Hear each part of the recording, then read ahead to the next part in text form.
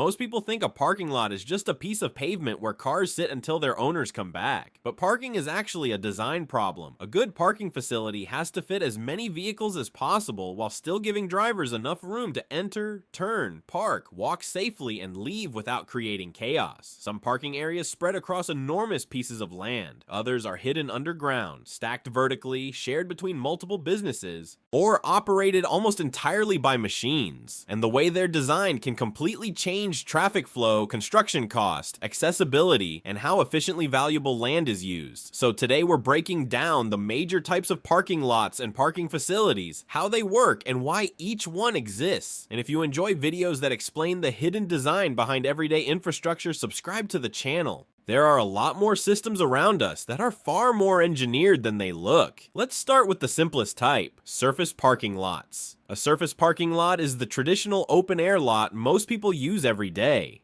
Vehicles are parked directly on asphalt, concrete, gravel, or another prepared surface, usually in rows separated by driving aisles. Surface lots are relatively simple and inexpensive compared with multi-story parking structures. They're common around supermarkets, shopping centers, schools, offices, restaurants, stadiums, and industrial buildings. But their biggest weakness is land use. A single parking space doesn't only require room for the vehicle itself, it also needs access lanes, turning space, pedestrian routes, landscaping, drainage, and sometimes fire lanes. That means a large parking lot can consume an enormous amount of land while storing surprisingly few vehicles compared with a garage. In areas where land is cheap, that may be acceptable. In dense cities, it usually isn't. Perpendicular parking. One of the most common layouts inside a parking lot is perpendicular parking. The vehicle is positioned at roughly 90 degrees to the driving aisle. This layout allows a large number of spaces to fit into a compact area and works well with two-way traffic. That's why it's so common in supermarkets, malls, and large commercial parking lots. The downside is maneuvering. Drivers need more room to turn into the space, and backing out can be difficult when visibility is limited by larger vehicles parked nearby. It's efficient, but not always the easiest arrangement to use. Angled parking. Angled parking positions spaces diagonally to the driving aisle, often at angles like 45 or 60 degrees, because the car approaches the space more naturally. Entering can be faster and easier than with a 90-degree layout. It also works especially well with one-way traffic. The trade-off is space efficiency. Depending on the angle and aisle design, angled parking may require more total area per vehicle, so engineers are constantly balancing two priorities. How easy is it to park, and how many cars can fit?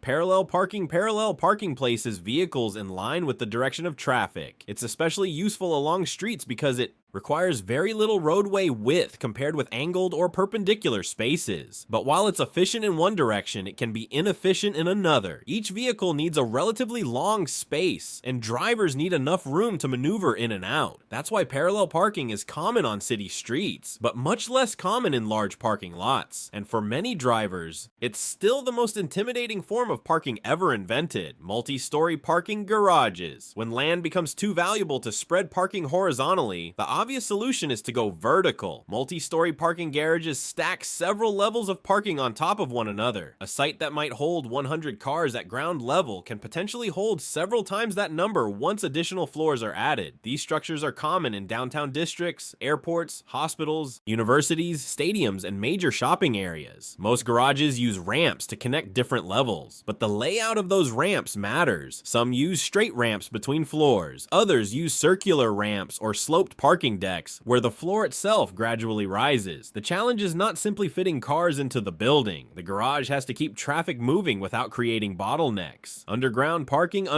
parking solves the same land problem in the opposite direction. Instead of building upward, engineers excavate beneath the surface. This allows the land above to remain available for buildings, parks, plazas, streets, or public spaces. Underground garages are especially valuable in dense cities where surface land is extremely expensive, but they are also much more complicated to build. Engineers have to deal with soil pressure, groundwater, waterproofing, ventilation, lighting, fire protection, drainage, emergency exits, and structural loads from whatever is built above. The final parking garage may be completely invisible from the street, but beneath the ground can be several enormous levels filled with vehicles. Park and ride facilities, park and ride lots are designed around a different goal. Instead of parking at your final destination, you park near public transportation and continue the rest of the journey by train, subway, or bus. These facilities are often built on the edges of major cities or near transit stations. The idea is simple. Rather than thousands of individual cars entering a crowded city center, many drivers leave their vehicles farther away and switch to higher capacity transportation that can reduce congestion, lower parking demand downtown, and make commuting more practical for people who live far from transit routes.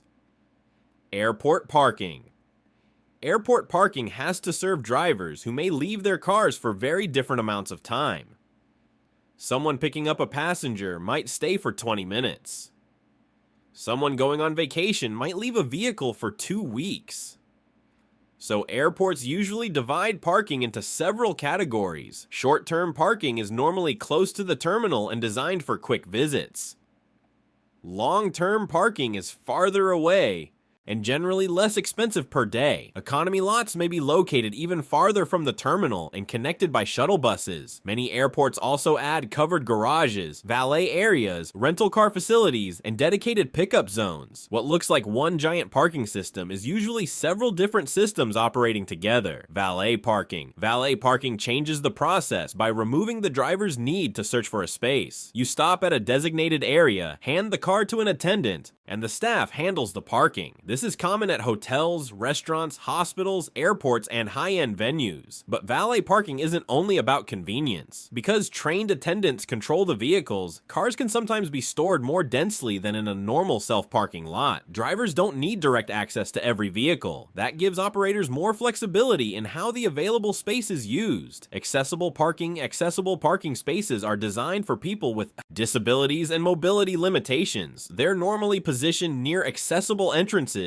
and include additional room beside the vehicle. That extra area may be necessary for wheelchair ramps, mobility equipment, or assisted entry and exit. These spaces aren't simply wider versions of normal parking. They're part of a larger accessibility system that includes curb ramps, sidewalks, building entrances, and travel paths. Parking design doesn't end when the car stops. People still need a safe way to reach their destination. Electric vehicle charging spaces. Electric vehicle parking adds another function to the space. The vehicle isn't just being stored, it's being refueled. EV spaces can include different levels of charging depending on how long vehicles are expected to remain parked. A workplace may offer slower charging because cars stay for hours. A highway stop may prioritize much faster. Charging. Shopping centers, apartments, airports, hotels, and public garages are increasingly incorporating charging infrastructure into their parking layouts. This also creates a new challenge. The parking system now needs electrical capacity, charging equipment, cable management, and rules to prevent vehicles from occupying charging spaces after they're finished. Automated parking systems.